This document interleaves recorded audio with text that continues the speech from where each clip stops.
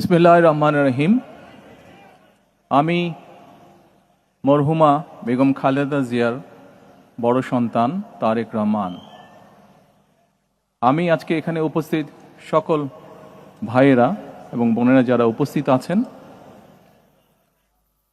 মরহুমা বেগম খালেদা জিয়া জীবিত থাকাকালীন অবস্থায় যদি আপনাদের কারো কাছ থেকে কোনো ঋণ নিয়ে থাকেন, দয়া করে আমার সাথে যোগাযোগ করবেন, আমি সেটি পরিশোধের ব্যবস্থা করব ইনশাআল্লাহ।